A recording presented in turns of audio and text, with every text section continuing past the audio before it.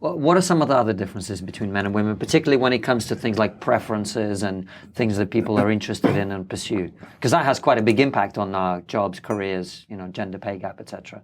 Yeah, I think, so I supported James Damore, the guy from Google, who said there are important sex differences in personality traits, and there tend to be sex differences in interests. So one important thing to realize is there is not an average sex difference in IQ itself. Like overall intelligence is pretty much dead even between men and women. And it's disappointing to both sexes. Who hope that each sex desperately hopes the other sex actually knows what they're doing. But there are differences in preferences and interests. Like Simon Baron-Cohen at Cambridge or Oxford, wherever he is now, has shown, men are more interested in systematizing, which means kind of putting things in order conceptually. And that's why you get more male train spotters who are like, this is exciting, like the train's running on schedule. And I love stamp collecting and like military history, like, oh no, there's a gap in my knowledge. I must learn more about the Ottoman Empire. And women are more, on average, into empathizing, which is kind of connecting with people, understanding their beliefs and desires, building social networks, et cetera. And I think that's accurate. And I think that explains a lot of the occupational differences, right? Where men tend to go into things that can kind of leverage either their aggressive instincts, like the military, or their tendencies to systematize, like coding, computer programming. And women tend to go more often into the caring professions, nursing, social work, et cetera. And that's not to say that any profession should be only open to one sex. I think there's plenty of highly systematizing females, like my girlfriend who you interviewed. And there's plenty of highly empathic men who might make great psychotherapists. So everybody should be free to follow what they want. But we shouldn't necessarily expect any given profession to be 50-50.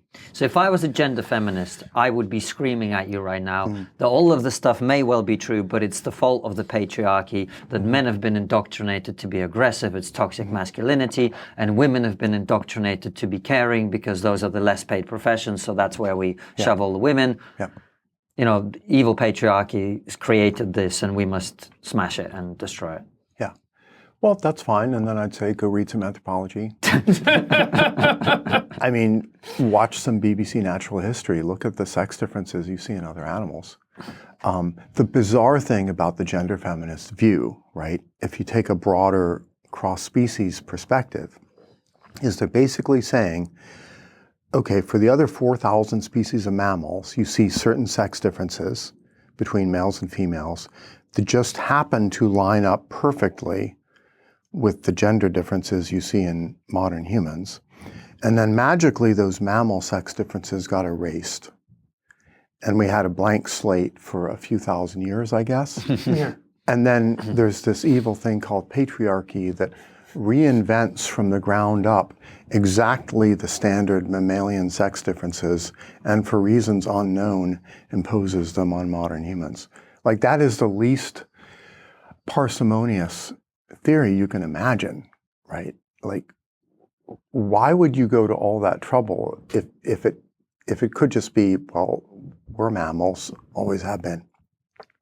The other thing I think that's terrible about the gender feminist view is it basically invalidates all the preferences of currently living men and women, right?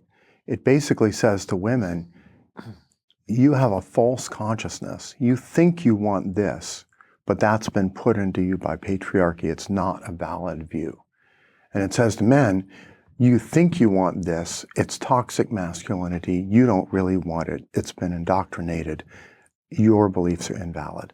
So what are we going to do? Have 1 or 2 or 3 generations where everybody's preferences about everything are treated with contempt, right? That seems to be the gender feminist view, that at some future point, we will create people whose preferences we can take seriously. But until that point, we basically have to engineer people to do a whole bunch of shit that they don't want to do.